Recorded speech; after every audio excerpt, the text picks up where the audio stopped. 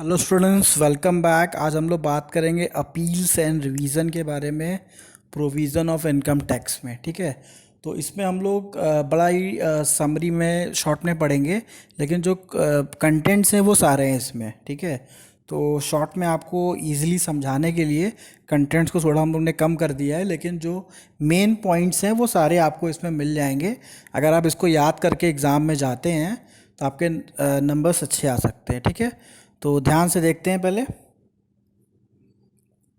First appeal, तो पहला appeal कब होता है? तो अपील तो समझते ही हैं कि हमने कोई भी इनकम टैक्स रिटर्न फाइल की और हमको लगा कि वहाँ से जो फैसला आया वो सही नहीं आया, तो उसके खिलाफ हम अपील करते हैं। तो पहला अपील जो हम करते हैं वो कमिश्नर को करते हैं। ठीक है, तो कमिश्नर जो होता है वो अब एक सीनियर बॉडी होता है हमारे इनकम टैक्स अथॉरिटी का, उसको सबसे पहला अपील हम उसको करते हैं। तो अपील जो ये होता है वो अंडर सेक्शन 246A के अंदर होता है। और कौन करता है? By assessee. तो जो एसएससी मतलब जिसका जो इनकम टैक्स अपना फाइल कर रहा है उसको एसएससी कहते हैं, वो अपील करता है। और किस फॉर्म के थ्रू करता है? फॉर्म 35 के थ्रू। और क्या है? With in 30 days however commissioner appeal में कंडोन डिले। तो इसमें क्या है कि 30 दिन का आपके पास समय होता है, 30 दिन के अंदर आपको अपील करना होता है। अब no appeal in the following cases, तो अगर कोई भी सुनवाई जो हुई है वो आपका इन सेक्शन के अंतर्गत हुई है तो इसमें आप अपील नहीं कर सकते हैं। मतलब सारे ही मामले में अपील नहीं होता, कुछ स्पेसिफिक मामले होते हैं जिनको छोड़ के जो मामले बचते हैं उसमें ही अपील होता है। तो किस किस मामले में अपील नहीं होता है ये देख लेते हैं। Overlaying interest under section 234A, 234B and 234C, तो इन सब चीज़ों में अपील नहीं होता। Next, revision order under section 264, तो इसमें भी अपील नहीं होता। Order of authority for advance ruling, तो इसमें भी अपील नहीं होता। ऑर्डर ऑफ सेटलमेंट कमीशन, इसमें भी नहीं होता।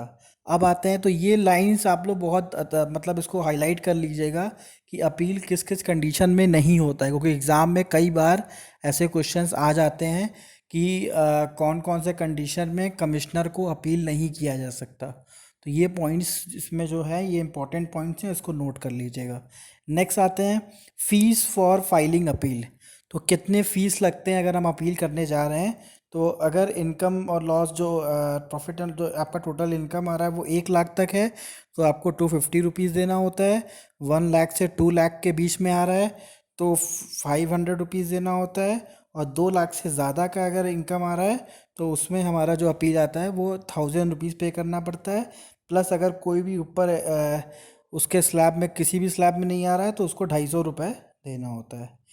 Tax payable before filing of appeal, where return filed tax due on the income return by him. तो इसमें क्या है, जो अगर टैक्स अगर वो जमा कर चुके हैं, अगर अपील होता है तो उस कंडीशन पे जो भी उनका ड्यू होता है वो उनका पैसा वापस कर दिया जाता है। Where return not filed, amount equal to the amount to the advance tax will be payable by him. अगर इनकम टैक्स का फॉर्म इनकम टैक्स अगर नहीं भरा हुआ है तो उस कंडीशन पे जो भी इनकम टैक्स बोला जाएगा वो उनको भरना पड़ेगा।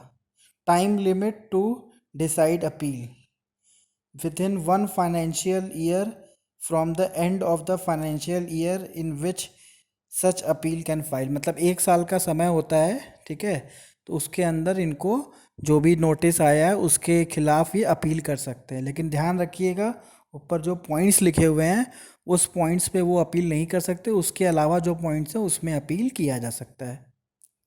नेक्स्ट आते हैं सेकंड अपील कब होता है? सेकंड अपील जो होता है ITAT में होता है। मतलब ITAT क्या होता है? Income tax appellate tribunal. ठीक है, तो ये इनकम टैक्स का अपना अपीलेंट ट्रिब्यूनल होता है, वहाँ पे अपील किया जाता है। तो इसको कौन कौन कर सकता है? एसएससी भी कर सकता है, डिपार्टमेंट भी कर सकता है। अगर डिपार्टमेंट को लगता है कि हाँ कुछ गलत हुआ है तो डिपार्टमेंट भी अपील कर सकता है। तो इसमें ये याद रखिएगा, खाली एसएससी मत लिख दीजिएगा, एसएससी भी करेगा और डिपार्टमेंट भी करेगा।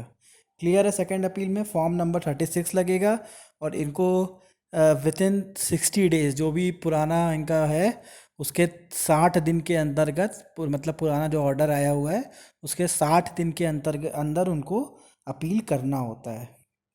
Filing of cross objection, opposition party shall file memorandum of cross objection within 30 days of receipt of notice of filing appeal against the order of the commission। तो जो अपोजिट पार्टी होती है वो 30 दिन का समय उसको दिया जाता है कि अगर वो उसको लगता है कोई ऑब्जेक्शन है तो उसके खिलाफ वो क्रॉस फाइलिंग भी कर सकता है। No appeal in the following case, अब इसमें भी है कि कुछ ऐसे अब केसेस हैं जहाँ पे आप कोई भी अपील आगे नहीं कर सकते हैं। तो पहला क्या है, अगर कोई ऑर्डर पास कर दिया गया है सीआईटी के द्वारा अंडर सेक्शन 264 में, तो अब फिर आप आगे अपील नहीं कर सकते हैं। तो ये पॉइंट ध्यान रखिएगा, सेकंड अपील में ये आपका पॉइंट है कि कोई ऑर्डर अगर सीआईटी के द्वारा पास कर दिया गया है तो उसमें अपील आप नहीं कर सकते। अब आते हैं हम लोग चार्जेस को लेके, अगर आप क्या फ़ीस पे करना पड़ता है अगर आप अपील करते हो तो 1 लाख से एवब है तो और बिलो 1 लाख और 1 लाख से बिलो है तो 500 रुपीज़ पे करना होता है, और 1 लाख से 2 लाख है तो आपको 1500 रुपीज़ पे करना होता है, और अगर 2 लाख है तो उसका 1% ऑफ एसएससी इनकम और 10,000 विच एवर इज़ लोअर। तो अगर 2 लाख का 1% निकालते हैं या फिर 10,000 रुपीज़ जो लोअर होगा वो उनको पे करना पड़ेगा। एनी मैटर नॉन स्पेक, अगर ऊपर कोई भी उसमें स्लैब में नहीं आ रहा है तो मिनिमम 500 तो उसको पे करना ही पड़ेगा। टाइम लिमिट क्या होता है इनके पास, within the 4 year from the end of the financial year in which such appeal is filed, मतलब जिस पर्टिकुलर साल में उसका ऑर्डर आया हुआ है उससे 4 साल तक का समय होता है कि वो अपील किया जा सके। नेक्स्ट आते हैं थर्ड अपील के बारे में। थर्ड अपील कहाँ पे होता है, थर्ड अपील जो होता है वो हाई कोर्ट में होता है, ठीक है। इसको रिट पिटिशन भी कहते हैं अंडर सेक्शन 260A में। तो कौन कौन कर सकता है, एसएससी कर सकता है प्लस डिपार्टमेंट कर सकता है, in the form of memorandum of appeal with in 120 days. However high court में हाँ कंडोन डिले, तो इसमें 120 दिन का समय होता है, 120 दिन के अंदर अपील किया जा सकता है। Fees for filing appeal is as may be specified in the relevant law under to the court fee filing appeal to the high court. तो जो हाई कोर्ट का फी कोर्ट फी होता है वो प्लस जिस लॉ में वो फाइल हुआ रहा है उसका फ़ी जमा करना पड़ता है। तो इसमें कुछ ऐसा फ़ी स्पेसिफिक दिया नहीं गया है, तो जो नॉर्मल फ़ीस होता है वो आपको पे करना होता है। Determination of issue, the high court में determine any issue which have not been determined by the appellate tribunal. तो अब कौन कौन से इश्यूज़ पे वो बात करेंगे, ऐसे ऐसे इशू जो कि अपीलेंट ट्रिब्यूनल ने डिटरमाइन नहीं किया है, has been wrongly determined by the appellate tribunal, या फिर डिटरमाइन किया है लेकिन गलत तरीके से डिटरमाइन किया है, तो फिर उस पर हाई कोर्ट अब उसको सुनेगी। To be heard by not less than 2 जज बेंच, मतलब कम से कम 2 जज होने चाहिए तभी वो हर्ड होगा। High court has a power to recall its order if sufficient cause is show the fact that the. तो अब इसमें क्या है, हाई कोर्ट के पास तो पावर होती ही है कि अपने ऑर्डर को रिकॉल कर सके, ठीक है, लेकिन वो केस के ऊपर डिपेंड करता है पूरा। Order was pass on the merit makes no difference, high court can not determine the issue not raise before ITAT। तो इसमें क्या बता रहा है कि जो भी अगर ITAT अगर कोई ऑर्डर दिया है उसमें ऑर्डर में कोई गलती है तभी उसमें हाई कोर्ट हाथ लगाता है, तभी उसमें वो ऑर्डर नया ऑर्डर पास करता है। अगर उसको लगता है कि नहीं ITAT के ऑर्डर सही हैं तो फिर वो अपील को खारिज कर देता है, अपील को नहीं लेता है। क्लियर है। नेक्स्ट आते हैं फोर्थ अपील। फोर्थ अपील का क्या ऑप्शन है अपने पास, फोर्थ को लास्ट अपील भी कहते हैं, ये सुप्रीम कोर्ट के पास कर सकते हैं रिट पिटिशन के अंतर्गत अंडर सेक्शन 261। कौन कौन कर सकता है, by assessee and department, assessee भी कर सकता है डिपार्टमेंट भी कर सकता है। Only if high court certifies that the case to be fit for the appeal of SC, However, aggrieved party may make an application under section 136 for special leave। तो मतलब इसमें क्या बता रहा है, जब हाई कोर्ट अलाउ कर देता है कि हाँ ये जो केस है अब ये सुप्रीम कोर्ट ही सॉल्व कर सकता है, तभी आप इसका पिटिशन कर सकते हैं वहाँ पे। Supreme Court decision are binding on non-appellant as well. Law declared by Supreme Court is binding on all the courts and the tribunal in the view of the Article 141 of Constitution। अगर supreme court कोई फैसला सुनाता है तो उस condition पे सारे tribunals जो होते हैं वो उसके फैसले को मानते हैं। ठीक है, तो इसमें कोई स्पेसिफिक ट्रिब्यूनल मना नहीं कर सकता, नहीं हमारा ये स्पेशलाइज्ड ट्रिब्यूनल है तो हमारा ही फैसला सही है। ठीक है, तो यहाँ पे हम लोग सुप्रीम कोर्ट का ही बात मानेंगे। क्यों मानेंगे? क्योंकि आर्टिकल 144 के कॉन्स्टिट्यूशन में ऐसा लिखा हुआ है। इसके हिसाब से हमें हाई कोर्ट मतलब सुप्रीम कोर्ट की बात कोई टाल नहीं सकता।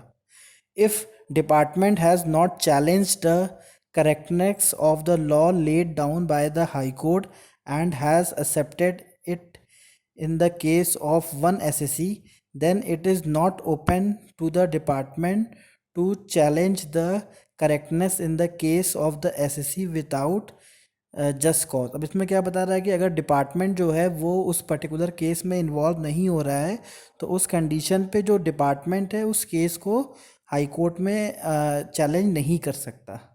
ठीक है, तो यहाँ पे एसएससी ही सारा कुछ अपना यहाँ पे देखेगा। नेक्स्ट आते हैं रिवीजन के बारे में। अब रिवीजन क्या होता है? कोई भी टैक्स फाइल कर दिया गया, उसमें कुछ गलतियाँ हो गई तो उसको रिवाइज करते हैं, रिवाइज रिटर्न फाइल करते हैं। तो यहाँ पे देखते हैं रिवीजन के बारे में क्या समझाया गया है। Revision by the principal commissioner और commissioner by CIT himself if order in the prejudicial to the interest of the revenue. उसके बाद आते हैं may call for the examine the record of any proceeding under the act, and if consider that any order passed therein by AO is erroneous in so far as it is prejudicial to the interest of revenue। तो मतलब अगर लगता है commissioner को कि यहाँ पे कुछ गलतियाँ हुई हैं और ऑर्डर को रिवाइज़ करने की ज़रूरत है, तो उस कंडीशन पे ऑर्डर को वो रिवाइज़ करने के लिए मंगा सकता है। सारे डॉक्यूमेंट फिर से चेक किए जाते हैं। कैन मॉडिफाई, कैंसिल और direct fresh assessment, opportunity of being heard to assessee is must. तो यहाँ पे एक अपॉर्चुनिटी मिल जाती है एसएससी के बाद, उसकी बात फिर से सुनी जाती है रिवीजन में। Time limit can not revise AO order after the expiry of 2 year for the end of the financial year in which the order sought be revise was pass. तो मतलब 2 साल का टाइम लिमिट दिया गया है, 2 साल के अंदर अगर उसको रिवाइज के लिए फाइल किया जाए तो रिवाइज हो सकता है, अगर CIT को लगता है तब। Revision order should be speaking order for which revision is taken up should be in the existent and served. अब अगर उसके बाद कोई ऑर्डर ले लिया जाता है रिवीजन के बाद, तो फिर उस पर्टिकुलर ऑर्डर को उसको मानना पड़ेगा। क्लियर है? नेक्स्ट आते हैं revision by the principal commissioner और commissioner on the application of the SSC of the suo motu by CIT provide revision in its favor of SSC। Revision of order not covered under section 263 shall not revise any order under the section in the following case। तो अब कौन कौन से cases है जहाँ पे कि order को रिवाइज नहीं किया जा सकता?